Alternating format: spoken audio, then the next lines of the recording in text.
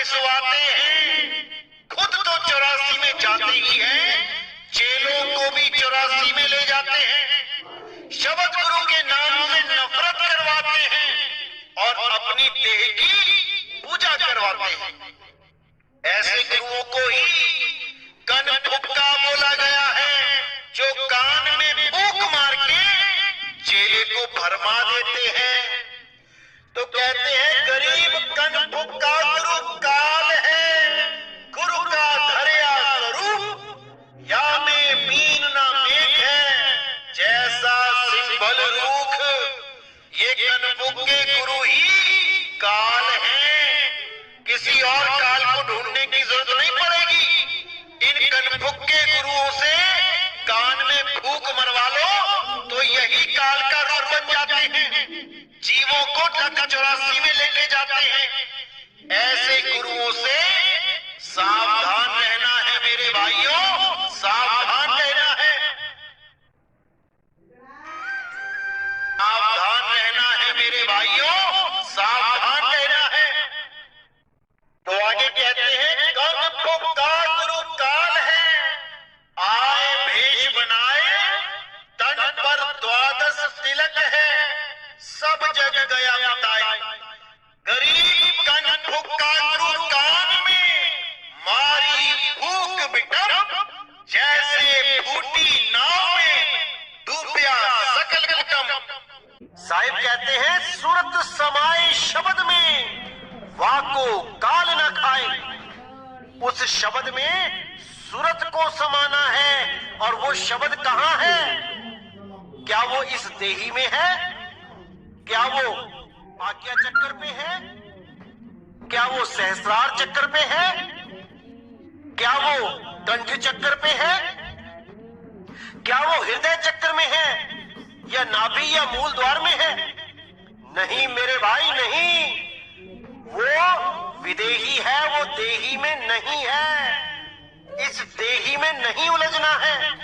ये देही तो एक किराए का कमरा है, एक जेल खाना है, जिसमें आप और हम आके फंस गए हैं। अब हमने इस जेल से बाहर जाना है, और जहां से आए थे वहीं समा जाना है। कहां से आए थे? शब्द से आए थे, और शब्द में ही समा जाना है। इन 5 तत्वों से परे हम छठी अवस्था में थे। हमारा आत्म स्वरूप ही था वो।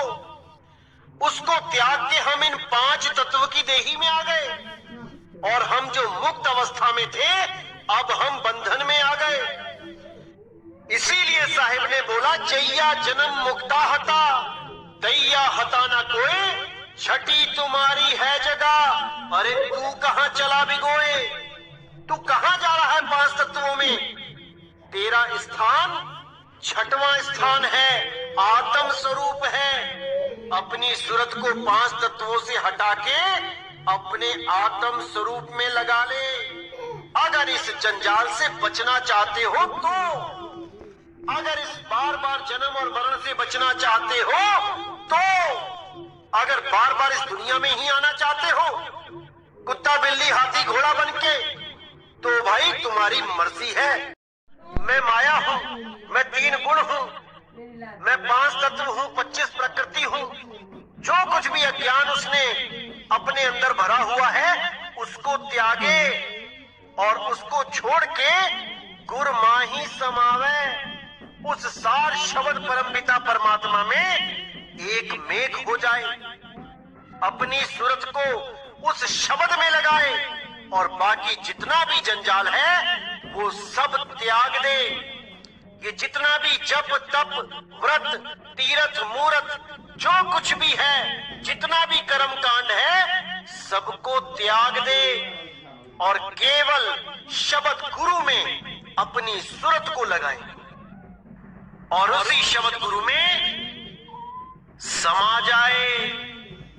नानक आप छोड़ गुरु माही समावे। कैसे समाएंगे? साहिब कहते हैं सूरत समाए शब्द में, वाको काल न खाए। उस शब्द में सूरत को समाना है, और वो शब्द कहां है? क्या वो इस देही में है? क्या वो आज्ञा चक्र पे है? क्या वो सहस्रार चक्र पे है? क्या वो कंठ चक्र पे है? क्या वो हृदय चक्र में है, या नाभि या मूल द्वार में है? नहीं मेरे भाई नहीं, वो विदेही है, वो देही में नहीं है। इस देही में नहीं उलझना है। ये देही तो एक किराए का कमरा है, एक जेल खाना है, जिसमें आप और हम आके फंस गए हैं। अब हमने इस जेल से बाहर जाना है और जहां से आए थे वहीं समा जाना है। कहां से आए थे? शब्द से आए थे और शब्द में ही समा जाना है। इन 5 तत्वों से परे हम छठी अवस्था में थे। हमारा आत्म स्वरूप ही था वो। उसको त्याग के हम इन 5 तत्व की देही में आ गए और हम जो मुक्त अवस्था में थे अब हम बंधन में आ गए। इसीलिए साहिब ने बोला, जैया जन्म मुक्ता हता दैया हता ना कोई, छठी तुम्हारी है जगह। अरे तू कहां चला बिगोए? तू कहां जा रहा है 5 तत्वों में? तेरा स्थान 6वां स्थान है, आत्म स्वरूप है। अपनी सूरत को 5 तत्वों से हटा के अपने आत्म स्वरूप में लगा ले। अगर इस जंजाल से बचना चाहते हो तो, अगर इस बार बार जन्म और मरण से बचना चाहते हो तो, अगर बार बार इस दुनिया में ही आना चाहते हो कुत्ता बिल्ली हाथी घोड़ा बनके, तो भाई तुम्हारी मर्जी है। वो गुरु ग्रंथ साहिब अंक नंबर 284 में दर्ज है। तो बहुत ही प्यारी वाणी है, बहुत ही विवेक प्रदान करने वाली वाणी है। आपने पूरा ध्यान देना है कि वाणी क्या समझाना चाहती है और पूरा विवेक लगा देना है कि हमें किस चीज की प्राप्ति करनी है। तो क्या कहती है वाणी? नाम के धारे सगले जंत, नाम के धारे खंड ब्रह्मांड, नाम के धारे सिमरत वेद पुराण, नाम के धारे सुनन ज्ञान ध्यान। कि इस दुनिया में जितने भी जीव जंतु हैं, खंड ब्रह्मांड है, वेद पुराण है, ज्ञान ध्यान है,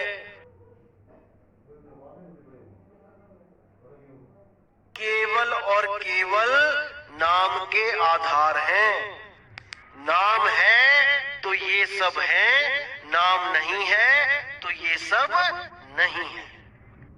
नाम के धारे आकाश पाताल, नाम के धारे सगल आकार, नाम के धारे पुरिया सब भवन, नाम के संग उदरय सुन श्रवण।